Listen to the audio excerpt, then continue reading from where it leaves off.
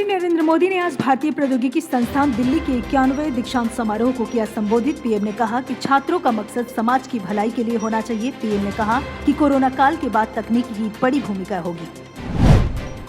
कांग्रेस के पूर्व अध्यक्ष राहुल गांधी ने बिहार विधानसभा चुनाव के आखिरी चरण का मतदान आरंभ होने के बाद राज्य के मतदाताओं का किया आह्वान।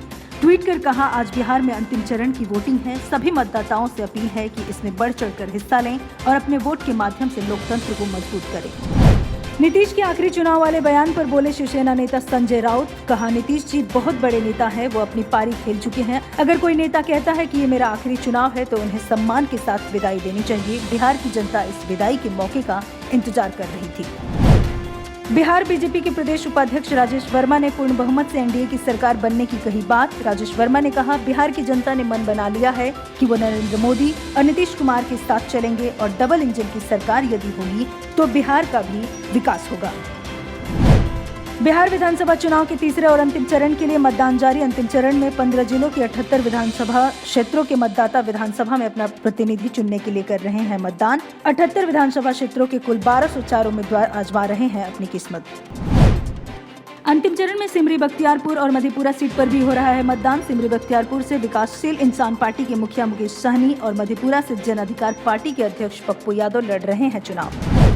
लोकतांत्रिक जनता दल प्रमुख शरद यादव की बेटी सुभाषिनी राज राव ने भी किया मतदान। सुभाषिनी राज ने मधेपुरा के एक मतदान केंद्र पर डाला अपना वोट। मधेपुरा जिला के बिहारीगंज विधानसभा क्षेत्र से पहली बार राजनीति में किस्मत आजमा रही हैं कांग्रेस उम्मीदवार सुभाषिनी राज राव।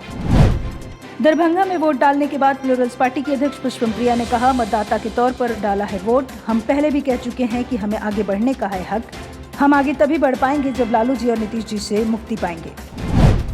लोक जनशक्ति पार्टी के प्रमुख चिराग पासवान का सीएम नीतीश पर बड़ा हमला। कहा, बिहार फर्स्ट बिहारी फर्स्ट से जुड़ रहे हैं लोग। मेरा मानना है कि इस चरण में भी अच्छा होगा हमारा प्रदर्शन। चिराग बोले, एक बात बहुत स्पष्ट है कि नीतीश कुमार जी कभी नहीं बनेंगे सीएम।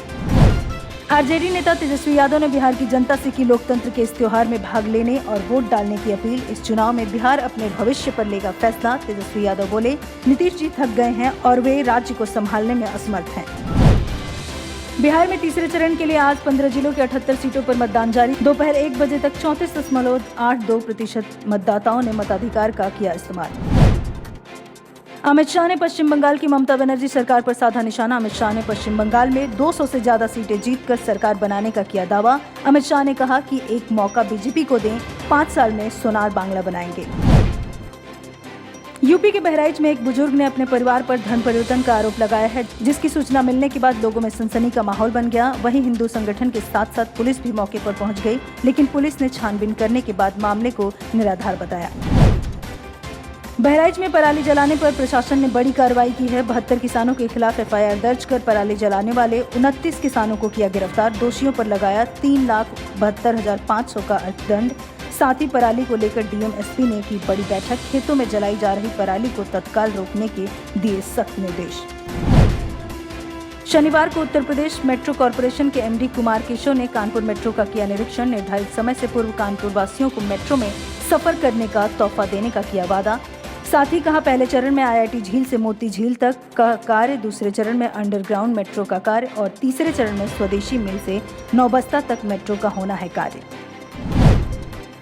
यूपी के महाराजगंज में तेंदुए के दहाड़ ने मचाया हड़कंप। ग्रामीणों की सूचना पर मौके पर पहुंचे प्रभागीय वन अधिकारी समेत निचलौल रेंज के सभी वनकर्मी। कड़ी मशक्कत के बाद तेंदुए को पिंजड़े में किया गया कैद। प्रभागीय वन अधिकारी ने कहा, घटना में शामिल शिकारियों की अगर कोई सूचना मिलती है तो उनके खिलाफ कड़ी से कड़ी कार्रवाई करेगा वन विभाग। सिद्धार्थनगर में अखिल भारतीय ब्राह्मण समाज की अगुवाई में जोगिया चौराहे पर हेलमेट वितरण कार्यक्रम किया गया। Siddharthnagar ARTO Ashutosh Kumar Shukla, CO Bansi, SDM Naugarh सहित अन्य अधिकारी भी रहे मौजूद। भारतीय ब्राह्मण महासभा के जिलाध्यक्ष रामकृष्ण पांडे ने कार्यक्रम में यातायात प्रभारी सहित भाजपा नेता राधा रमन त्रिपाठी को विशेष रूप से किया आमंत्रित। उन्नाव से बीजेपी सांसद साक्षी महाराज ने कोरोना संक्रमण के कारण होम आइसोलेशन के दौरान बकरीद को लेकर विवादित पोस्ट किया। दीपावली पर आतिशबाजी को लेकर कहा, जिस साल से बकरे के बगैर मनेगी बकरीद, उसी साल से पटाखों के बगैर बनेगी दिवाली।